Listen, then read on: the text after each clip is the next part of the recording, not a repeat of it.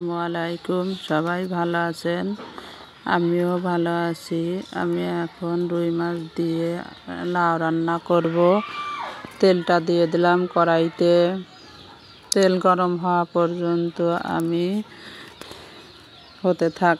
আমি এখন মাছটা হলুদ লবণ দিয়ে মেখে নিয়ে ভালো করে মেখে নিব।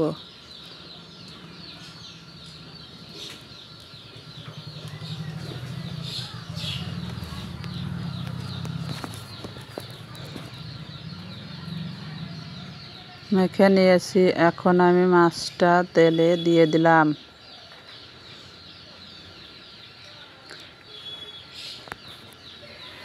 এক এক করে সবগুলো মাছ আমি দিয়ে দেব। এখন আমি মাছটা ভালো করে নিচের পিঠ হয়েছে নাকি দেখে উল্টিয়ে নেব। এখন আমি মাছটা উল্টিয়ে নেব।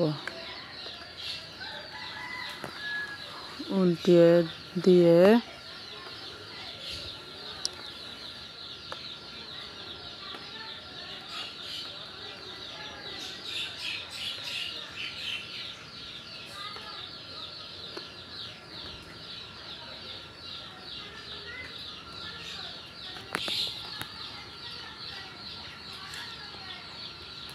উল্টিয়ে দিলাম।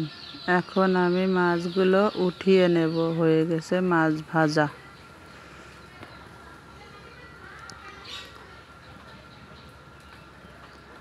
দেখেন আমার মাছটা ভাজা হয়েছে। অনেক বড় একটা রুই মাছ এনেছি, 2.5 কেজি ওজনের একটা রুই মাছ। এখন আমি তেল দিয়ে দেব।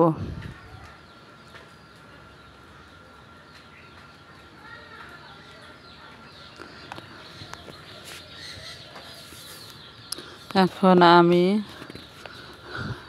আদা, রসুন, পেঁয়াজ, জিরে, কাঁচামরিচ বেটে রেখেছিলাম, দিয়ে দিলাম তেলে।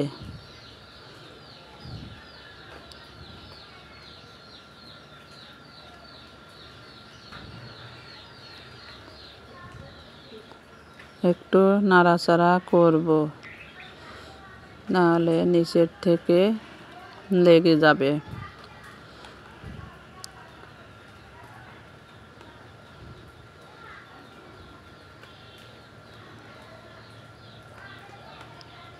আমি স্বাদ মতো লবণ দিয়ে নেব। দেখেন 4 চামচের 2 চামচ লবণ দিয়ে নিলাম।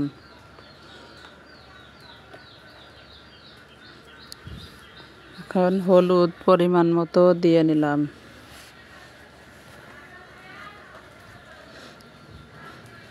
দুই চামচ মরিচের গুঁড়া দিয়ে নেব।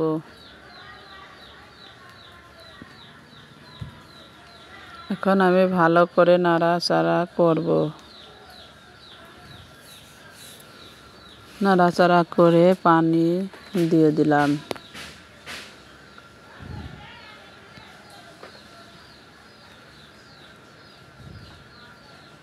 এখন কষানো হওয়া পর্যন্ত অপেক্ষা করব।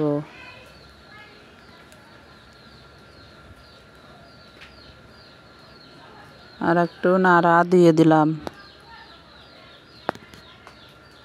এখন আমি কষানো হয়ে গেছে মশলা, লাউ, আলু কেটে রেখেছিলাম দিয়ে দিলাম।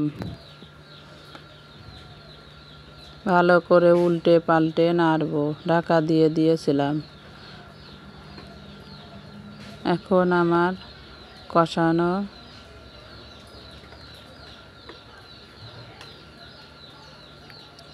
আবার নাড়াচাড়া দিয়ে দেব।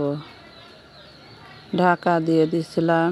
এখন আমার লাউ গলে গিয়েছে, কষানো হয়ে গেছে। এখন আমি পানি দিয়ে দেব।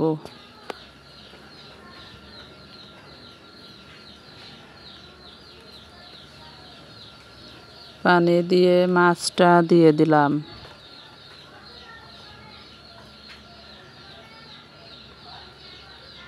দেখছেন কত সুন্দর কালার হয়েছে আমার তরকারিটার। সুন্দর একটা কালার হয়েছে।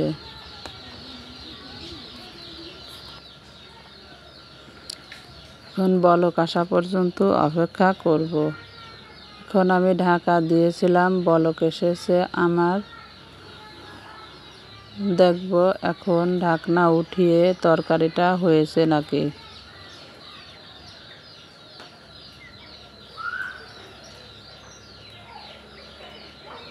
তরকারিটা আমার হয়ে গেছে, এখন আমি নামিয়ে নিব।